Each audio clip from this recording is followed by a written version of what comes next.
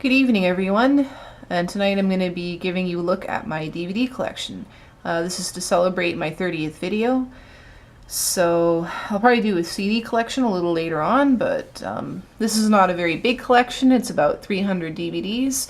I'm just going to give you a brief look through all of them and talk about some of my favorites and give little brief reviews on some of them. So here we go. And here is the first shelf that has all these DVDs on it. Sabrina, Closer, The Pianist, which is an amazing video, my favorite Holocaust movie of all time, with Adrian Brody, directed by Roman Polanski. Fantastic movie, with an Academy Award winning performance from Adrian Brody, so if you haven't seen that yet, I highly recommend it. Harry Potter, I have all the Harry Potter films. My favorite musical of all time, The Phantom of the Opera, which I did a review on in an earlier video. And this is the 25-year edition from Royal Albert Hall. So there's that. Blade Runner, classic sci-fi film about replicants, which are basically human-looking constructs. They're not the same as androids. They're actually organic. And Harrison Ford is kind of an illegitimate cop who's sent to take these replicants out when they form a coup and rebel. And it's a really great classic sci-fi, so if you haven't seen this yet, I don't know what you're waiting for, especially if you're a sci-fi fan. This is a director's cut, so it has a couple of added scenes in it. They're just brief added scenes, but it definitely adds more, especially to the character of Deckard, who is the Harrison Ford character in it. David Bowie, A Reality Tour, one of my favorite rock and roll stars of all time. Right up there with Marilyn Manson, Lady Gaga, and Madonna. This has all his big hits on it, as well as songs from his album Heathen that he did. So that's a really good concert tour. If you're a David Bowie fan, you gotta add this to your collection because it's really awesome. And it's over 2 hours long, so it's just loaded with great songs and great performances. Lady Gaga, The Monster Ball, which I have not reviewed yet, but some night I will. This is awesome. There's a point in the show where it actually looks like she has an orgasm when she's sitting at her piano. Anyone who's seen it knows what I mean, but there's a moment where her head goes back and her whole face turns beet red, like she's orgasming, just from the energy of the crowd and just the joy and the ecstasy she's feeling from performing. I've never really seen that before, so that was pretty cool.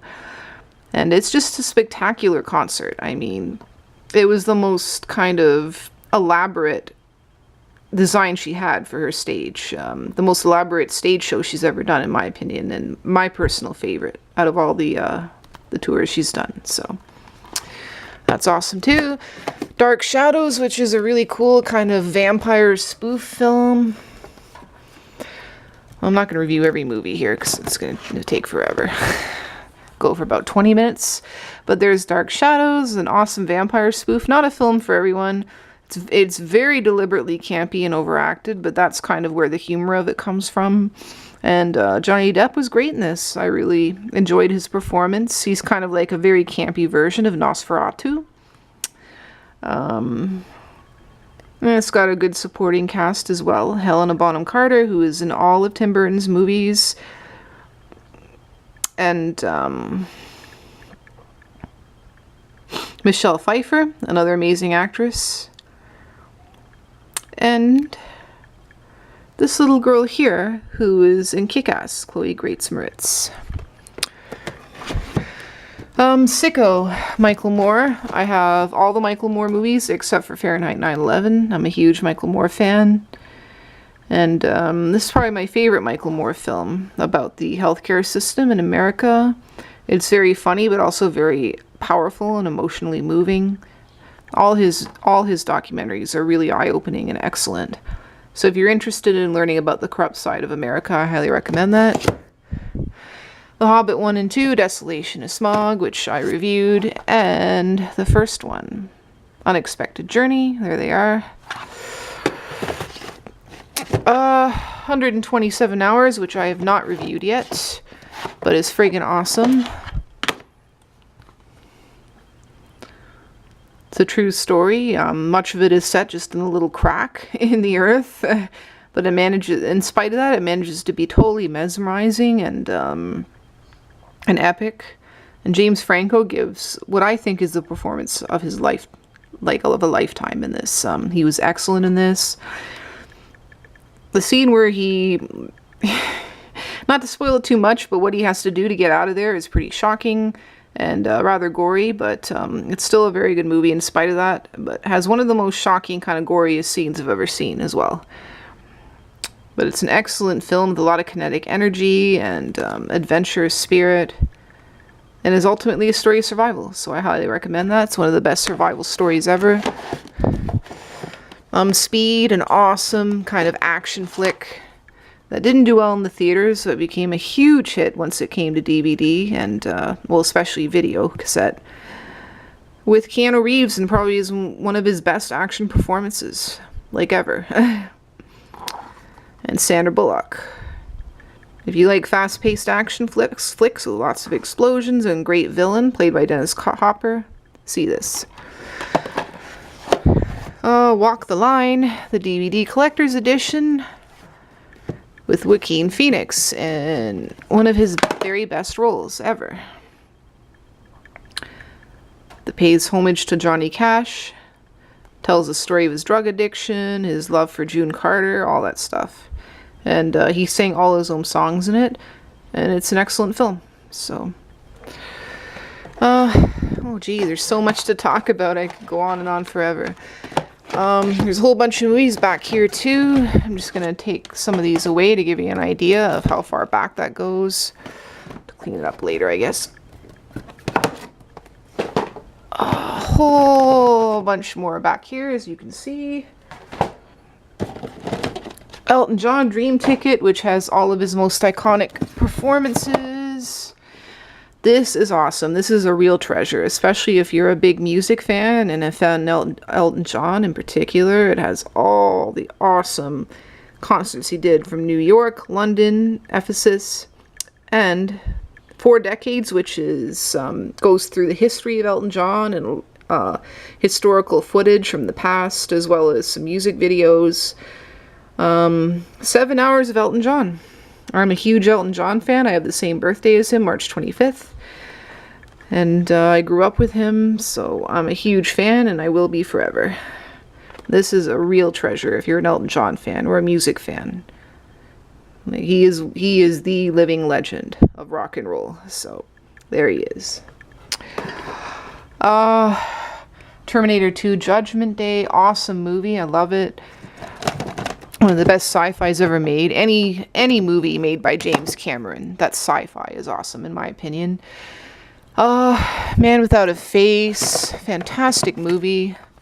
Directed by Mel Gibson. It was his first film. Not many people know about this one, but it's really, really good. He plays a disfigured teacher who kind of lives in isolation until he befriends this boy named Charles Norstadt, and they form a very special bond and friendship that transforms both of them forever.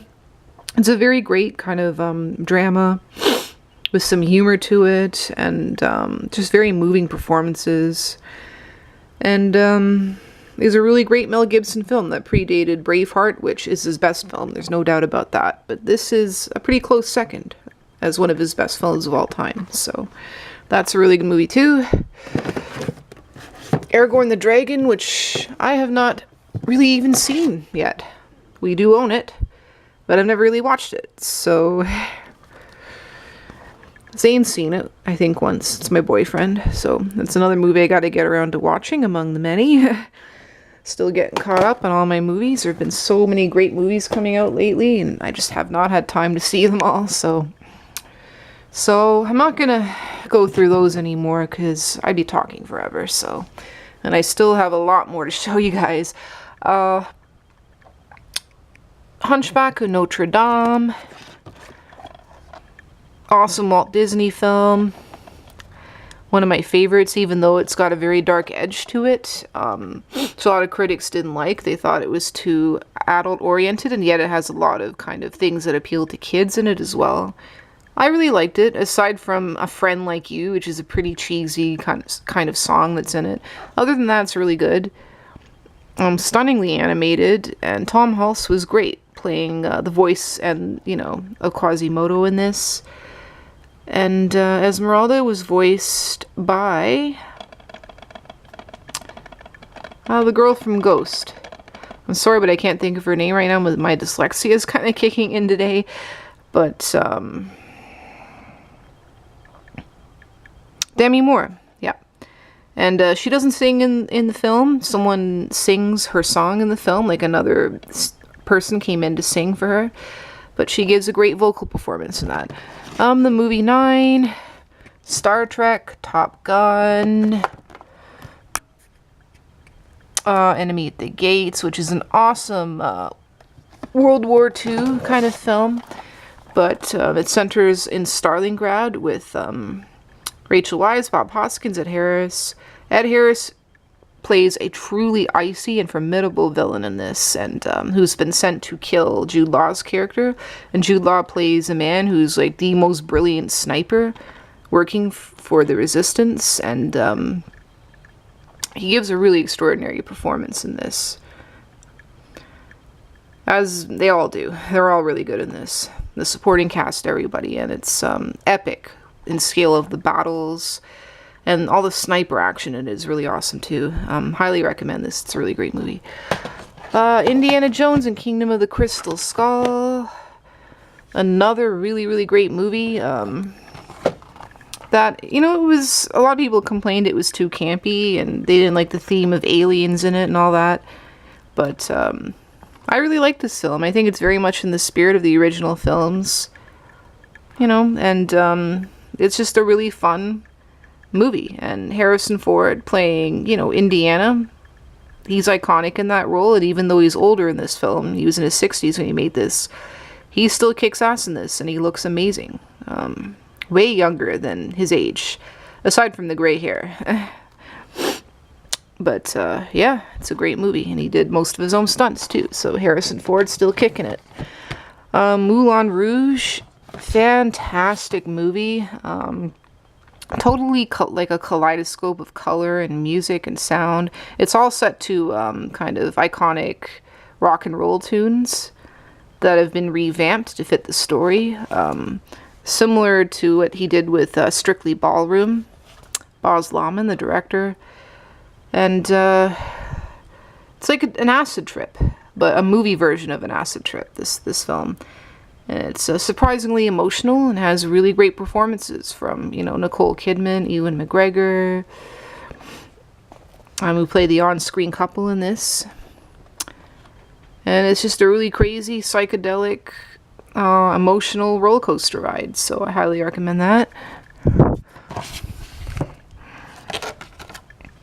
Across the Universe, which is a similar kind of theme to Moulin Rouge,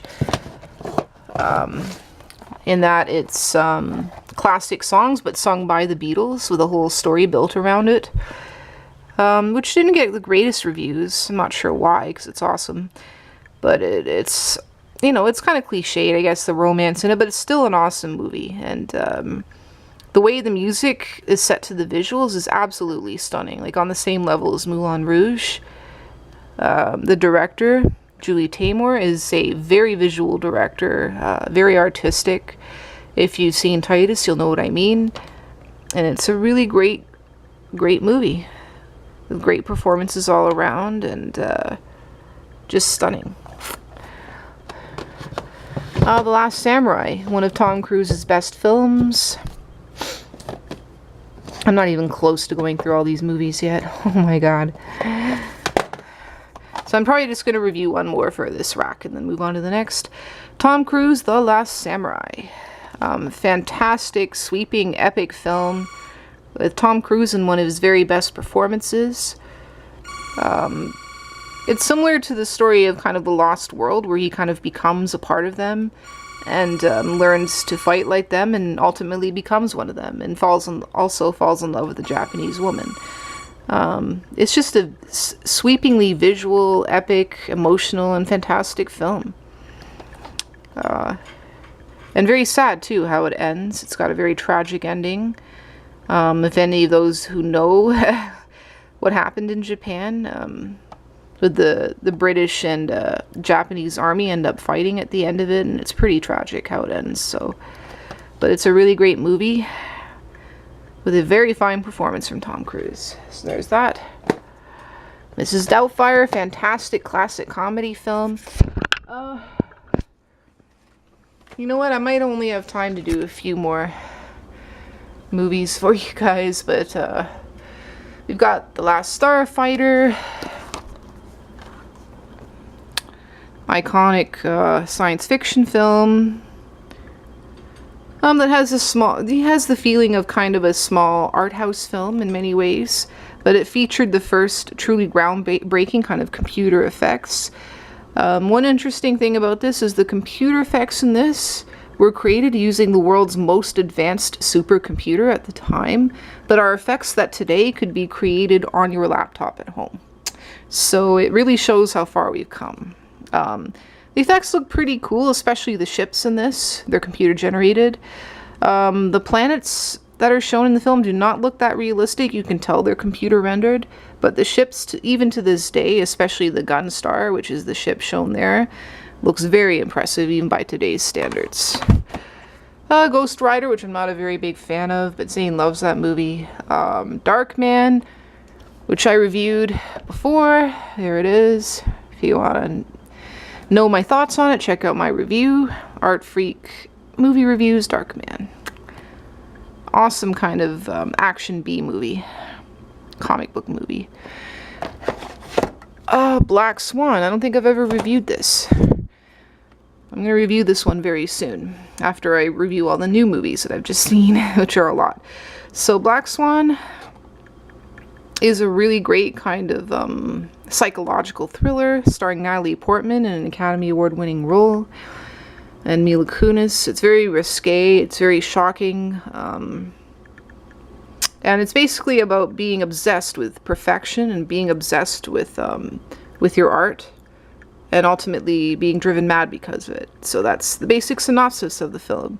It's very subtle in the way it builds the tension and has a very shocking conclusion. I'll do a review on this one later. So there's Black Swan. Contact. I love Carl Sagan, and I think this movie is very true to the book, other than the fact that she's the only one that flies the pod in the end that was invented by this signal that they get from deep space.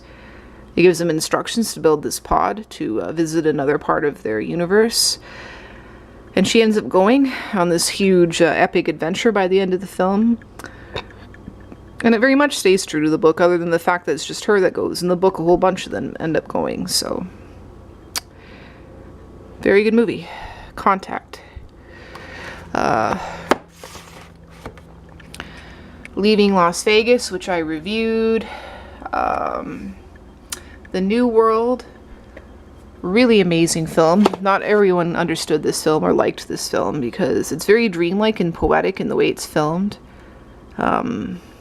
The director who did this, Terrence Malick, has a very unusual directing style, and he likes to get in the characters' heads a lot and narrate things from their point of view. But it's a very good movie, and Koryanka Kilcher, who was only 14, I believe, at the time that she was in this, gives a really outstanding performance as Pocahontas. Even though she's very young, she just has this incredible beauty and kind of spirit to her, and there's just something very primal and powerful about her performance in this. Colin Farrell is great as well, playing John Smith, and it's a really great visual extravaganza. Very slow moving for those of you who like your movies more fast paced, but very poetic and beautiful to look at. So, The New World, The Avengers, which I don't think I've ever reviewed, but it's my favorite superhero movie of all time. It's just awesome on every single level. With an amazing performance from Tom Hiddleston, playing Loki, my favorite bad guy of all time, pretty much, from the comic books. My favorite bad guy of all time is Hannibal Lecter, but comic book villains, as far as comic book villains go, Loki for sure. Just a fantastic film, perfect in every way. If you haven't seen it, go see it. Go rent it. Just gonna review a few more movies for you, and I might have to do a part 2 later on, because I have a whole bunch more movies that are in a thing over there. Well, there's a whole bunch more here, which are all my cassette tapes. And then, if you can see that thing with the plant on it over there, that's where I have a whole bunch more movies. So I'm not gonna... Oh, and there's my kitty cat. Good boy. So I'm gonna review a few more movies for you guys. And then I might have to do a part 2 at some point later on, but this is just to give you an idea of how many movies I have. And also, just like the other one, there's movies back here as well. A whole bunch of them. So, see that? A whole bunch more back there. 1 hour photo, amazing movie. About a guy stalking a photo booth attendant, stalking a family. Amazing performance by Robin Williams. Iron Man, Willy Wonka and the Chocolate Factory, one of my favorite films of all time. The Doors, another awesome movie. Dune, which I really like, and I'm going to do a review on very soon. Although a lot of people didn't like Dune, I loved it, and I'll explain all the reasons why in my review coming up. The Ghostbusters 1 and 2, absolutely iconic 80s film. Especially the first one. I have the collector's edition. There it is. Yeah. The first one is without a doubt my favorite and definitely the best one. It's pure magic. Pure comedic genius. Combines supernatural thrills with humor and with action.